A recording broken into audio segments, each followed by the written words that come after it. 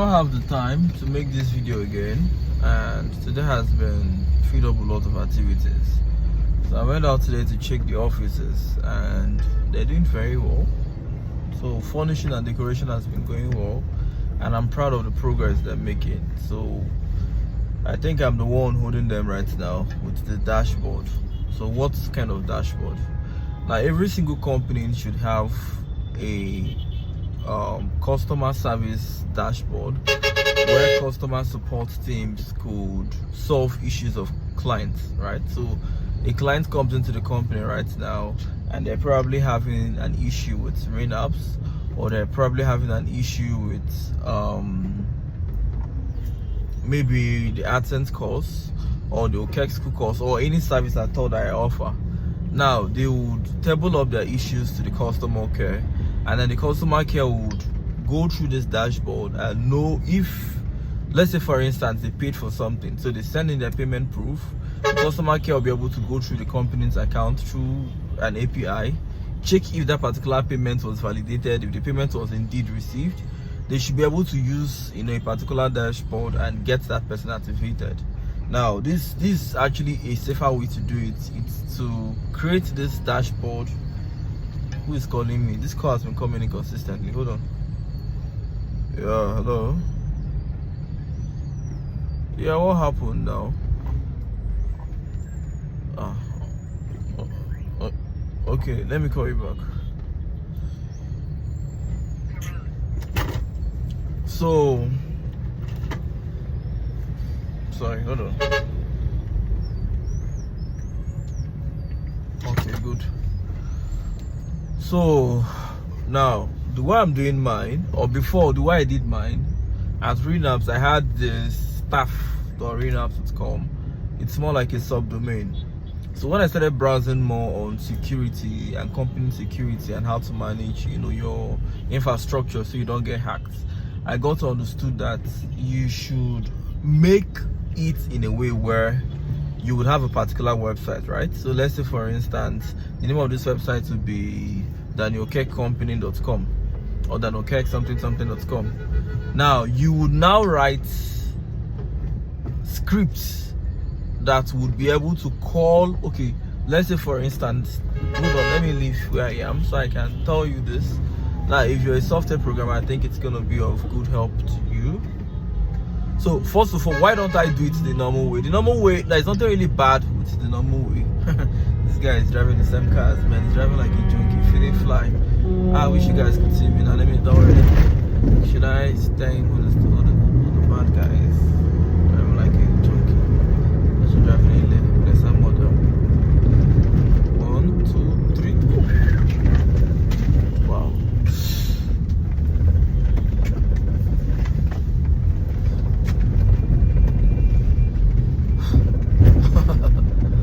I know I like speed. You can't drive with me with your hat at your hand.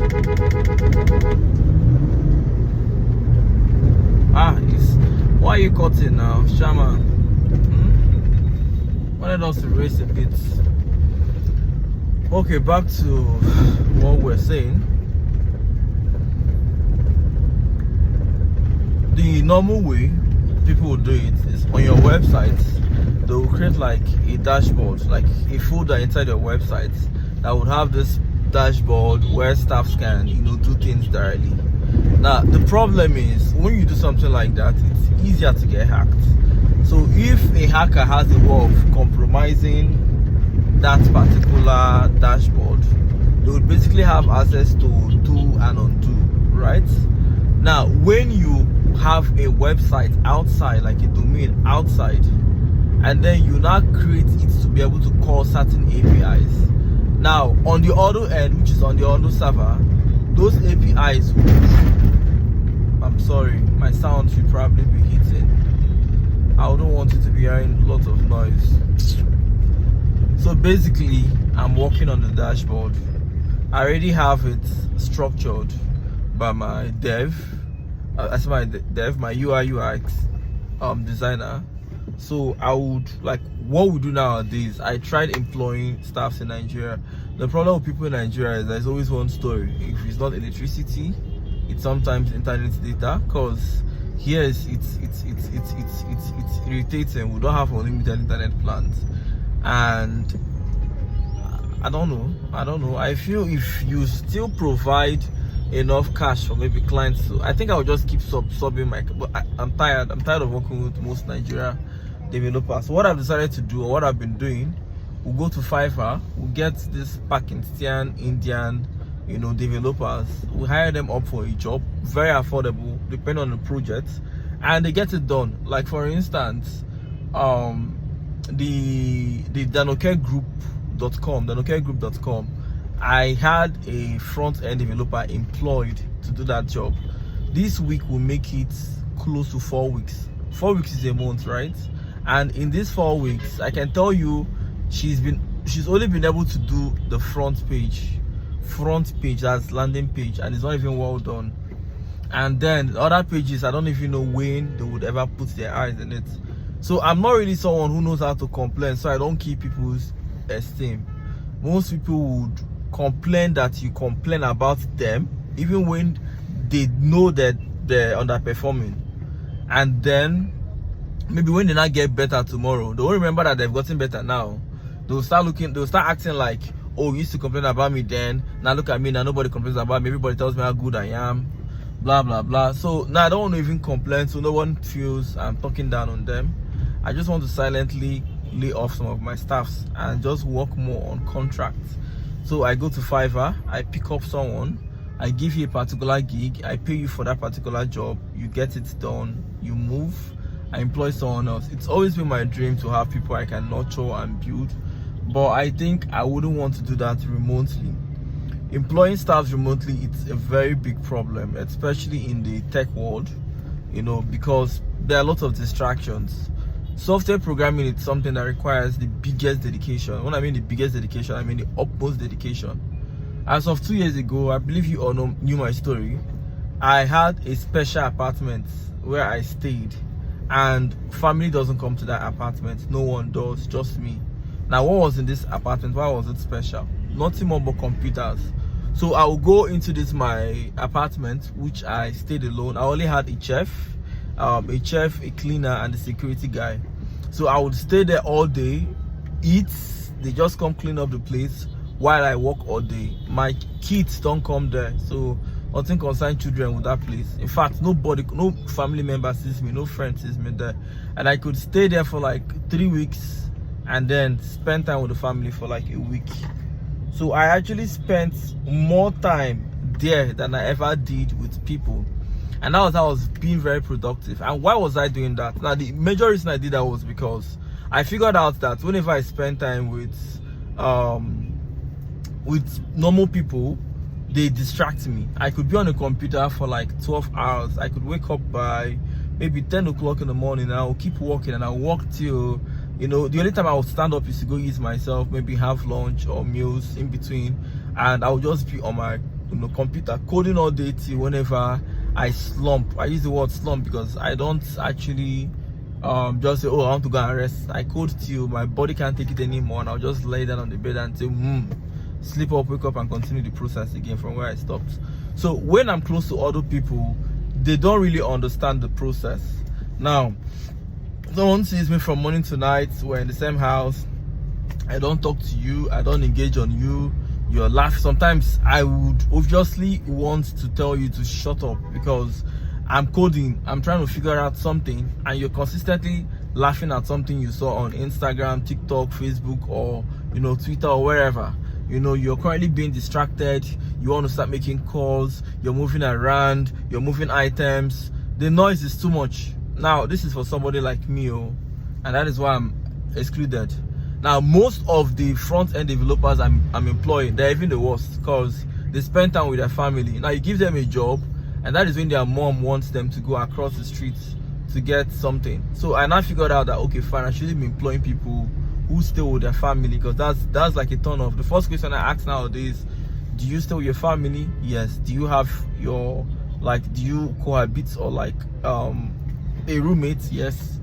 Likely I would, except probably your skills are just way too much and you were highly recommended. But if you were not, I'm I'm sorry, you know, I'm really, I won't even tell you I'll get back to you. Like, I'm sorry, it's not gonna work with me. And that's because I wouldn't want you to be having distractions while working with me. And then if you don't actually have anyone, let's assume you don't stay with anyone, then fine, we could work. But then most people, like I said, it's difficult for people to actually sustain seriousness especially when the work is, you know, is remote. Like, I've had lots of people who would come in to work remotely. At the beginning you feel, oh, this person is going to get this job done, this person is probably serious, and the job starts. Only for in between the job, you're actually seeing that this person is like completely occupied with every other thing aside what they ought to do. And I know it's difficult. Coding is actually a whole different ball game, in the sense that it's a part of your, it's an activity that takes a part of your life. You cannot actually code and still be a normal person. You know, you have to, at a point in time, you know, giving that particular focus more, because coding is actually acts, right? You have to be immersed into the whole system. You have to be immersed into the craft. You have to be immersed into what you want to achieve. And so it needs somebody who has the strength to be able to focus, somebody who can actually keep their pristine focus, who wouldn't get distracted. So these things I had to achieve when people are working remotely, especially if you're employing a Nigerian. I'm using the word a Nigerian because it's just few of us who has learned how to really focus. Majority of the Nigerians I think I've worked with, or the ones I know I've worked with, I still have very beautiful people who work remotely. I have a very close friend of mine, Charles. He has worked with lots of companies abroad, remotely here from Nigeria, and he delivers on his promises. You know, he does what he ought to do, and he does them when he ought to do them, without being told first, or, you know, being given queries. I've also seen lots of techies as well, like me, who virtually every 2-3 weeks they're applying for a new job. You give them a job today, they don't know how to really focus on it. But I know it's not easy. We have real life challenges. Me, for instance, okay, just imagine me now. The month of January, I had to focus on things that, you know, relate with my life, like looking back at the past, not working with the team. The month of February, I had to focus on getting a company structure, a business structure. You know, not like there wasn't a structure, but there wasn't a proper structure. So I had to learn how to have a proper structure, and I moved into making a proper structure. Then the month of February was structure. Month of March was when I started having, you know, personal relationship crisis. So basically January, February and March, I've not really executed any projects, and I'm just lucky. I'm lucky that I am I won't use the word self-employed, because I'm above that stage now. I'm lucky that I own the company, rather, because if I was working with someone, I feel I would have been sacked by now, and I would have been sacked without mercy. So now this as well, it's something I know I can relate with. And sometimes that's why when people talk about AI being bad, I actually see the positive side of these things, because human beings will often have things going on within their own life. Only a computer doesn't have, you know, things going on within its life. So what I'm hoping on doing, like this week is almost coming to an end. I'm going to be traveling. I'll be traveling to Port Harcourt this week Friday. I'm already scheduled to travel to Port Harcourt this Friday, though I would not want to miss that appointment, even if I feel I might be engaged. But I mean, when you really want anything, there could always be time. So what I'm hoping on doing, since the appointment is on Friday, I will travel to Port Harcourt tomorrow, because I want to meet up with a friend of mine and a very devoted follower. You know, his name is Frank. I really feel for the guy, because I've not given him the best of attention. So I'm hoping on going to Port Harcourt on tomorrow. If I can go and head to Port Harcourt tomorrow. It's tomorrow, not too sudden. I actually had Friday on my mind though. Let me see. Okay, let me see. Friday. I actually wanted to go tomorrow because the meeting is on Friday. So if I get tomorrow, I take a relaxation. On Friday, I head up to the meeting, get all the appointments. Friday evening, I could come back to Abuja, because I wouldn't want to stay away that much anymore. I feel there's so much to do, and I wouldn't want to have that Johnny Goodfellow You know, last year I traveled a bit more, I played a bit more, I had time for fun. I went for parties, I went for birthdays, I went for celebration, I had time with friends. I do not need any of those things this year. Not like they're not necessary, but I think there will be a time when it will be convenient with me, and this time is definitely not that time. So I want to spend the remaining part of this few match, because match has come to an end. It's very painful because I had to focus on so lots of personal issues. I was even supposed to host a student seminar like this month of March, and also launch, you know, like have this little launching on the 28th. It's very, I think I can still do them, but it simply means I have to overclock myself. So I'm in a position now where I have just few days to do a whole lot, and I'm still sick. In fact, as a matter of fact, I'm still on malaria medication. That's yes, I just remember right now. I'm actually on injections, precisely, not even tablets. So how would I do my injection? If that means I would have to reschedule my meeting to Saturday, because the malaria drugs is like 3 days. So I'm going to take it. I started yesterday. I'm going to take one today, and I would take one tomorrow. Tomorrow is Thursday. So if I take one tomorrow, okay, that means I can still meet up with my Friday movement. Okay, fine. That means I don't have to cancel. Okay, so I'm still thinking, should I do in-outs? I could land in Port Harcourt on Friday morning, get done with the meeting, and leave last flight. But it's going to be very, very stressful for me. Or how about early morning, first flight Saturday back to Abuja? I think that works fine with me. Then see Frank. You know why I don't like having an appointment? Why is that? See, people complain. I know I'm not the most busiest person. There are people who have other things. I'm not just that organized, and I've not really delegated things a whole lot. So let's say, for instance, this job's making me running back to Abuja. I want to do them myself. If I had a good team, I could easily delegate this to a couple of people, and I would handle it. So the issues, like I said, I'm having with this delegation is, I've delegated some jobs to Nigerians, and I'm tired. Like I'm fed up with, I don't know, everybody knows how to criticize me. Then you give them a field to ball, and then you see that they're even worse. When I see people tell me how, I want to be of help to you, I could, I see how slow you are and all that, get on. Then you get these people, and then you give them something to do. Something I know that will take me 1 month to do, or 3 weeks. It will take other people 2 months. But when you see them talking, you think it will take them like 1 week. So I now feel I have to do these things myself, but it's not the most efficient. I'm fed up doing things myself. I want to start letting people handle the process. So these Pakistan and Indian people are like the biggest strategy I have. So what do? First of all, I'm very good in crafting out APIs, right? So what I would want to do now is to have my UI UX.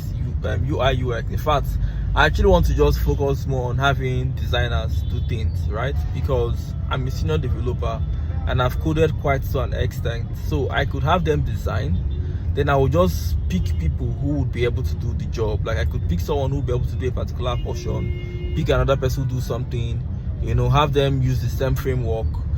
But I still need to study, because I still need to study a managerial skill on how to manage software developers. So for instance, I need to write what we call a log. I've forgotten what they call that thing. It's more like a law book. So for instance, if I'm creating a website right now where we use Bootstrap, we would have a law like, okay, we're going to be using all Bootstrap. The website is going to be structured like this. We're going to be using Flex often. We're going to be using columns and rows, which is normal Bootstrap Flexbox. We're going to reduce our custom CSS, and if I thought there is a custom CSS used anywhere, you should put a HTML tag making reference that this is a custom CSS used, so that way everybody will be able to follow up the project and all that. So that these are like the rules and regulations. Or you shouldn't really create anything. You have somebody create the header and create the footer, and then rules that the footer and header should not be created. Like like syntax where it's easier for the jobs to be broken. And I think it's Cabnac. That's what they call the Cabnac Agile something. It's like a project management in software programming. It's a course I need to take. I haven't taken that course. So until I take that course, I might not be able to really lead my team. And then the second one, like I said, it won't be remote. So I'm also faced with the task right now of housing and training my staffs. I know I want to be a boss like I am, to stay right now in the comfort of my home or my office and do all I intend to do, while I have my my team do most of the coding. But I figured out that I would need to first of all start teaching them how things should be done before I retire. Like, I can't just sit now and expect them to know how my code should be written. Every single person has their own way of writing their own code. So I need to bring all of them, harmonize them into one particular nature of writing, and that nature will be the company signature of writing code. So any developer who comes in would be acquainted and brought to speed with that style. So that way it's easier for everybody to be able to contribute. So now that gives me the option of learning that course. The funny thing about learning these things is you can actually learn them in less time. So what I've decided to do rather is to spend this night I still get work to code. So I will just sacrifice myself. I will just do, okay, you know what I'm going to do? I'm going to write a roster. Since I have lots of things to do, let me just keep doing them bit by bit. I could code this one by bit, spend 1 hour, do this one 1 hour, do this one 1 hour, then read for like 2 or 3 hours. So that way I don't have to wait for one particular thing to finish. I can be progressing on different grants. Okay, so this is the gist for today. I don't know if you can hear me clearly. I think the audio is going to be horrible because I'm making this without the lav mic. I'm driving, the AC is on, and I think there are other background noise and all that. But if you did enjoy the discussion, this night is going to be me looking at what the dashboard is going to be like. So if you did enjoy the discussion, please do let me know. So till next time, this is dannyokec.